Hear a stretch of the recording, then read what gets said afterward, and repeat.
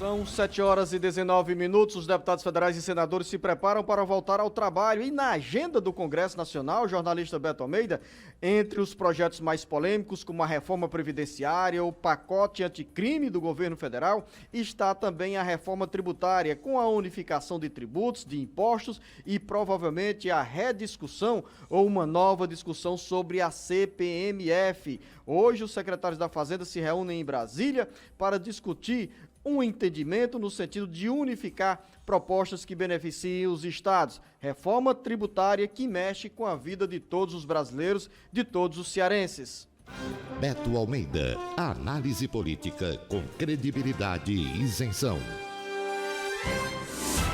Bom, esse retorno, né, das atividades no segundo semestre traz muitas expectativas, tanto quanto foi o primeiro, pelas dificuldades iniciais do governo. Agora o cenário é outro e tem muitas expectativas. Primeiro, a retomada, Luciano, para início de conversa, que vai chamar a atenção é finalizar a segunda votação do projeto de reforma da Previdência. Esse é o ponto clássico, é o ponto principal, é o que vai ser mais discutido, é o que vai chamar a atenção. Saber, por exemplo, se as corporações, né, de servidores públicos, principalmente, não terão força ainda para impor alguma mudança nesta segunda votação. A expectativa é de que não haja isso.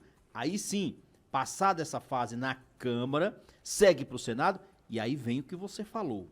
Essa expectativa em relação a outros projetos que são também prioridades, que o Brasil aguarda há décadas e que ainda assim estão lá, dormitando nas gavetas do Congresso. É o caso da reforma tributária.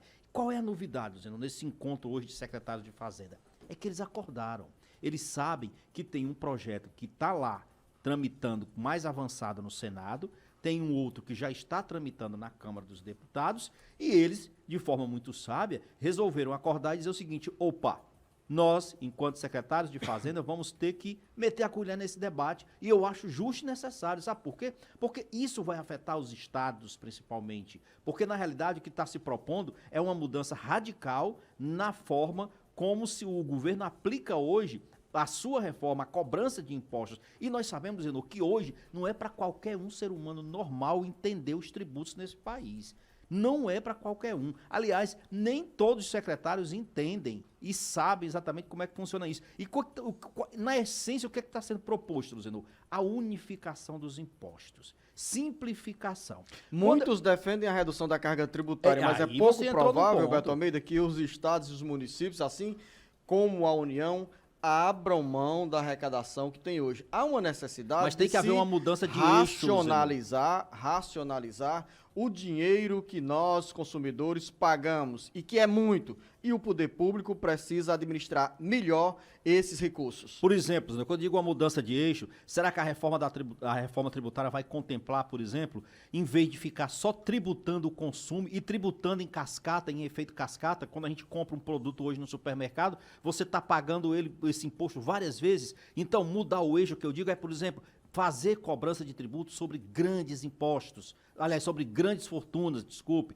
que é exatamente isso. Quem é hoje milionário nesse país, Zeno, paga proporcionalmente menos imposto do que um trabalhador, aquele que acorda cedo, que pega o ônibus. Sabe por quê? Porque ele não consegue fugir dos impostos. Todos os impostos que vão para ele já estão incididos no seu dia a dia, nas suas compras, e infelizmente ele não tem como fugir disso. Já o empresário, o grande milionário nesse país, ele tem várias formas de fugir dos impostos. Então, é um sistema injusto. O sistema tributário hoje brasileiro é injusto. Eu espero que a Câmara e o Senado se debrucem sobre isso e mostrem efetivamente um projeto, Luciano, que seja pelo menos mais equânime, que reduza, se não reduzir a carga tributária, mas que ela mude um pouco o eixo, que saia de cima da gente trabalhador, porque é demais. Mas também é preciso dizer, Beto Almeida, que as empresas são hoje sobrecarregadas com uma carga tributária irracional que muitas vezes desestimula